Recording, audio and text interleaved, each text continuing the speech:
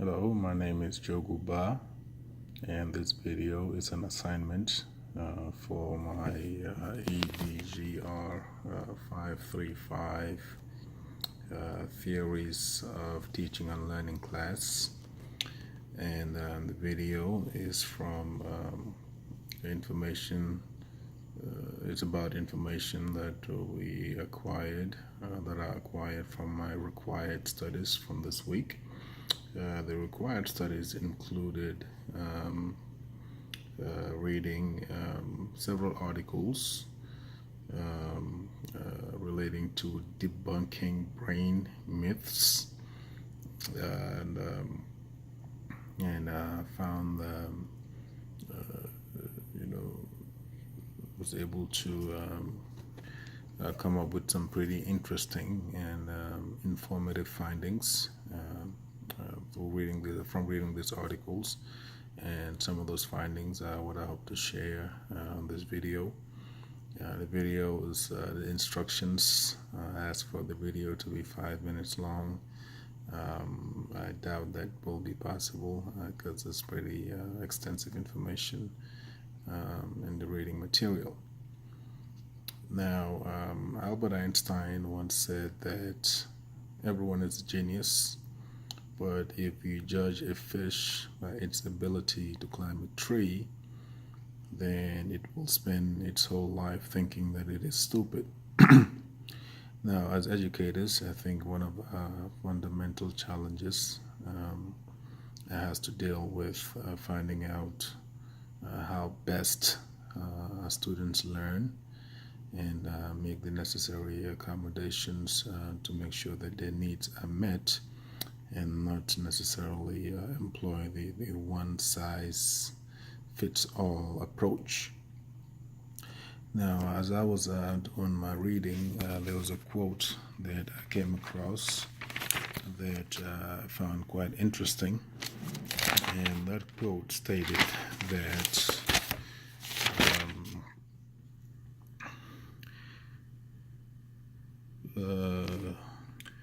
that outcomes are best when instructional techniques align with individuals' learning style. Now, is this the case? I guess the question arises.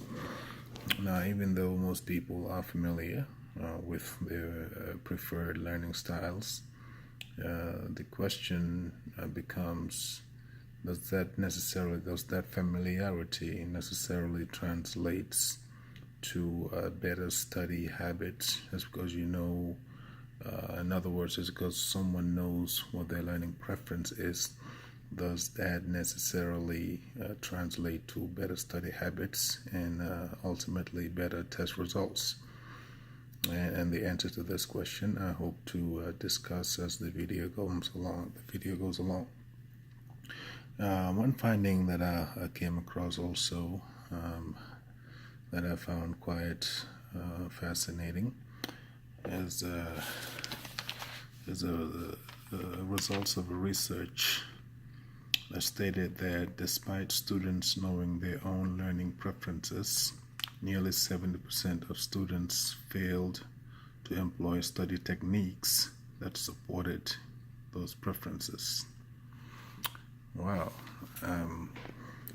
Common sense will suggest that if one is familiar with their learning preference, you would think that they will be more comfortable with that preference and will therefore apply it, in their studies, as well as, and hopefully that will enhance their study experience and allow them to perform better in tests. Obviously, this research shows this to not be the case, and even the remaining 30% of that study that actually do apply the study, the learning preferences in their studies, the results, they don't perform much better in test. These practices suggest a general lack of student awareness about the processes and behaviors that support effective learning. One thing that I am convinced about is that as educators, we need to play our parts by helping our students to maximize their learning through the use of effective learning techniques. Also, as part of our required studies for this week, we were to choose one out of two articles and read through. The article that I chose was titled Improving Students' Learning with Effective Learning Techniques. This was by Donlasky, Ralston, March, Nathan, and Willingham. This article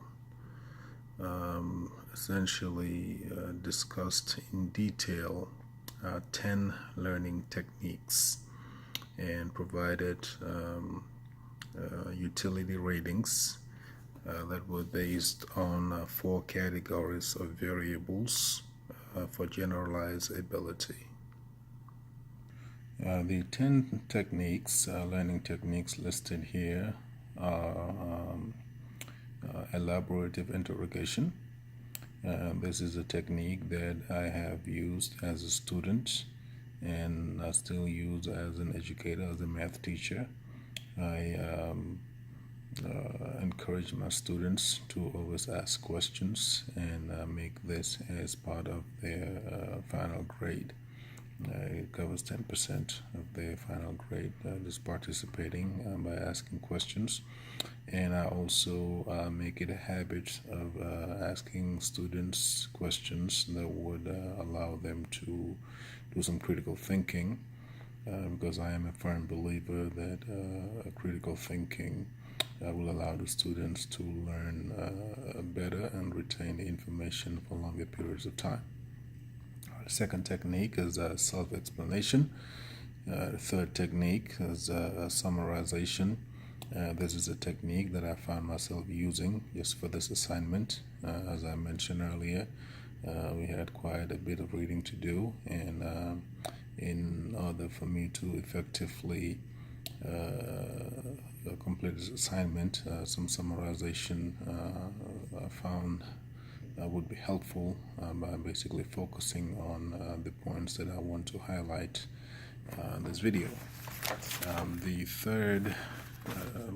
fourth technique is highlighting and underlining. This is also a technique that I use quite often.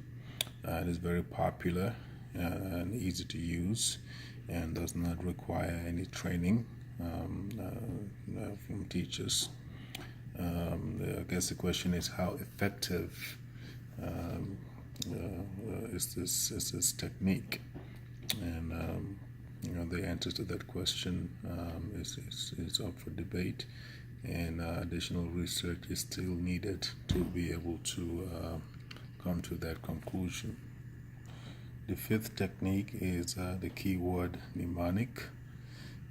This is used is a technique that's based on interactive imagery, and it was developed by Atkinson and Ralph, and it's involved developing mental images to make connections. The sixth technique is imagery used for text learning. This can improve students' learning of text materials. The seventh technique is rereading.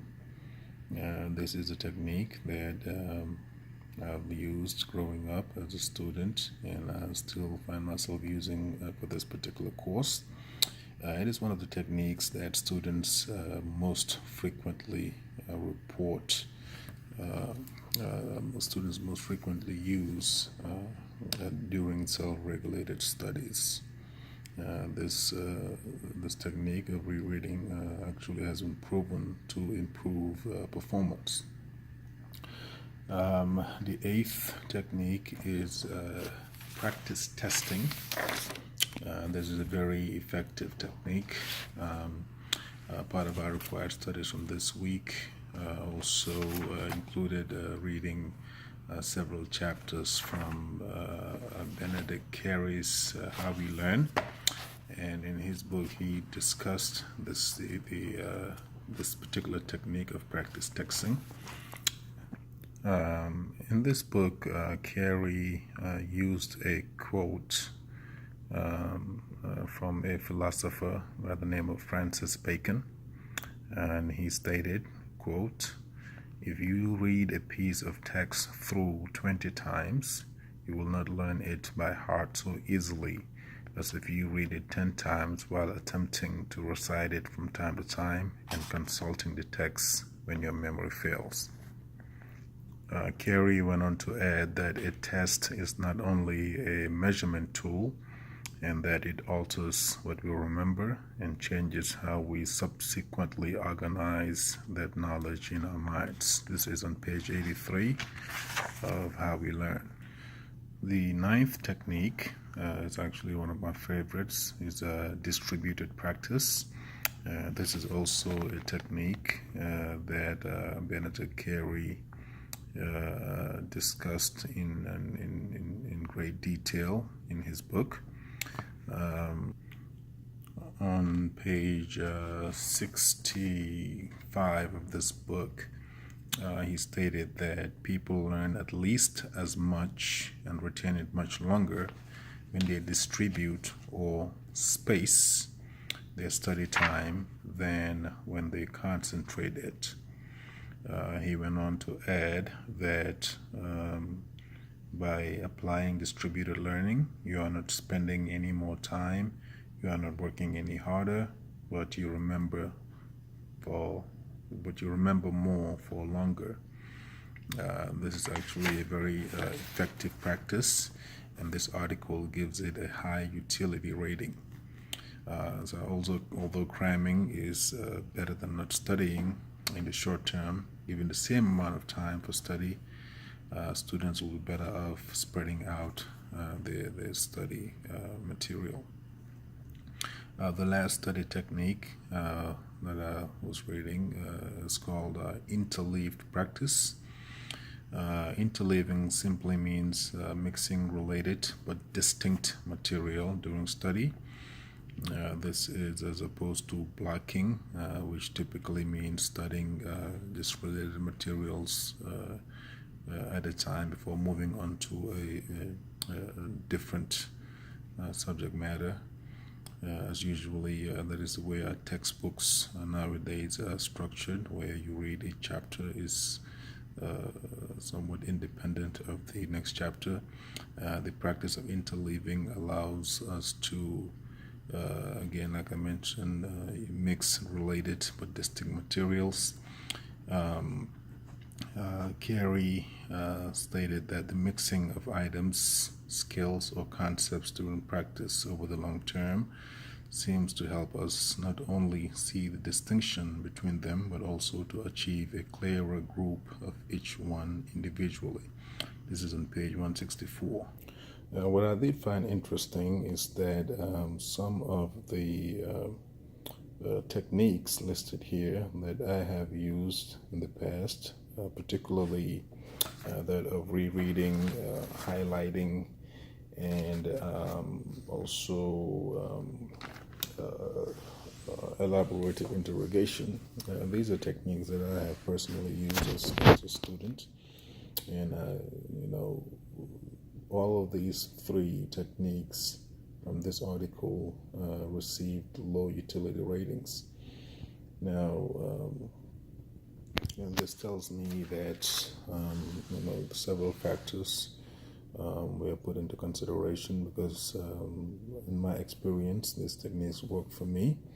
But this research, even though it's incomplete, seems to indicate that these techniques are less than effective, generally speaking. I know I'm way past the 5-minute mark, but just to add, the 4 categories of variables for generalizability that were used in the utility ratings. And those were materials, learning conditions, student characteristics, and the fourth one was criterion tasks. Thank you very much, and I've learned a lot from this reading, and I hope to continue trying to find answers and see how best I can use this information to improve the experiences of my students in the classroom.